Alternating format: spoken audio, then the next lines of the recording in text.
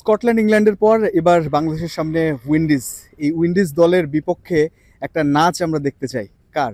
সেটা ফাহিমা খাতুনের। কারণ প্রথম ২ ম্যাচে অলরেডি সেই নাচটা জনপ্রিয় হয়ে গেছে, আপনারা দেখেছেন। তার আগে ভালো পারফর্ম করতে হবে নিশ্চয়ই। ফাহিমা, আমরা আসবো সেই প্রসঙ্গে। আপনি বেশ ভালো করেছেন গত দুটো ম্যাচ বল হাতে ২ উইকেট পেয়েছেন, ১ উইকেট পেয়েছেন এবং ব্যাট হাতেও কন্ট্রিবিউট করার চেষ্টা করেছেন। সামনে এই মুহূর্তে ওয়েস্ট ইন্ডিজকে সামনে রেখে ডু অর ডাই গেম যেহেতু, কি চলছে?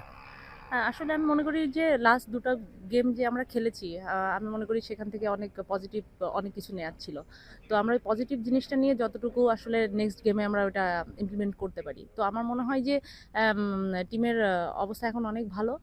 টিমের সবাই অনেক উৎফুল্ল আছে এবং যে যার মিস্টেকগুলো আইডেন্টিফাই করে সে তার উপরে কাজ করছে এবং আমি আশা করি নেক্সট গেমে ভালো কিছু আমরা উপহার দিতে পারবো। মূল কনসার্নের জায়গাটা ব্যাটিং কিনা? কারণ সবাই ওই ১১৮-২০ এরকম কাছাকাছি রান করছে।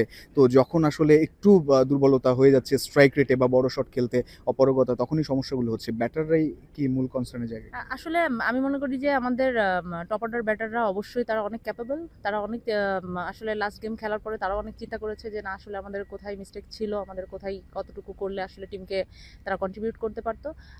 আমি মনে করি নেক্সট গেমে তারা খুব ভালোভাবে নিজেদেরকে প্রিপেয়ার্ড করে কিভাবে টপ অর্ডাররা একটা ভালো পজিশনে নিয়ে যাওয়া যায় তারা সেভাবেই আশা করছে। ওয়েস্ট ইন্ডিজ সাউথ আফ্রিকার সঙ্গে যে ম্যাচটা খেলেছে পুরোপুরি খুব একটা ভালো খেলতে পারেননি। তাদের ৬ উইকেট পড়লেও রান ওরকমই করেছে।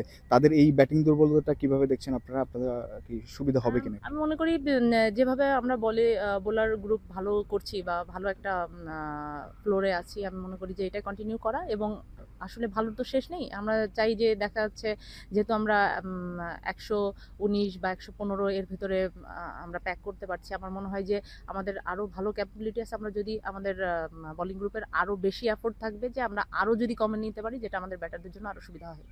আ দুবাই শারজার যে রোদ, প্রখর রোদ, যদিও ম্যাচ রাতে, এই অনুশীলন তারপর রাতের ম্যাচ সব মিলে ওয়েদার কোনো এফেক্ট করছে কিনা?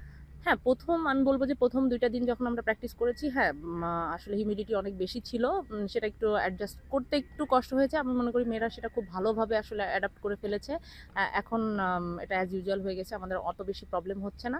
আর আশা করি যেহেতু আমরা দুপুরে প্র্যাকটিস করছি এবং রাতে গেম, সেটা আমাদের জন্য খুব বেশি প্রবলেম করবে না। Last but not the least, catch ধরে নাচ কিংবা বোলিং উইকেট পেয়ে নাচ, এই সেলিব্রেশনটা নিশ্চয়ই সামনের ম্যাচে করতে চান। সেলিব্রেশন নিয়ে যদি কিছু বলেন কেন? আসলে আমার সবথেকে বড় যে চিন্তাটা থাকে যে আমি যখনই মানে মাঠে নামি, বাংলাদেশের হয়ে জার্সি গায়ে খেলি, আমার তখনই একটা চিন্তাই থাকে যে আমি কিভাবে বাংলাদেশকে কন্ট্রিবিউট করতে পারি। তো আমার অবশ্যই আমি যেভাবে করছি আমার চাই নট অনলি বোলিং দিয়ে বা ফিল্ডিং দিয়ে, আমি চাই ব্যাটিংয়েও কন্ট্রিবিউট করতে এবং ম্যাচ জিতাইতে। আমি পারফরমেন্স শুধু যে ভালো পারফরমেন্স করলে হবে না, ম্যাচটা জিতলে আমার তার ভালো লাগাটা আরও কাজ করবে।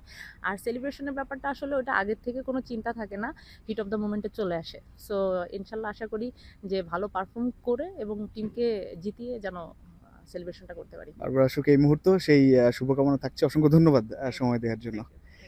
বাংলাদেশের সামনে যেমনটা বলছিলাম, ওয়েস্ট ইন্ডিজ এবং ব্যাটে বলে সব ডিপার্টমেন্টে বাংলাদেশ নিঃসন্দেহে ভালো করতে চায়। কারণ সেমিফাইনালের যে স্বপ্ন, সেটা দেখতে হলে এই ম্যাচে জয়ের বিকল্প একেবারেই নেই। রঞ্জন শান্ত, যমুনা স্পোর্টস, দুবাই, সংযুক্ত আরব আমিরাত।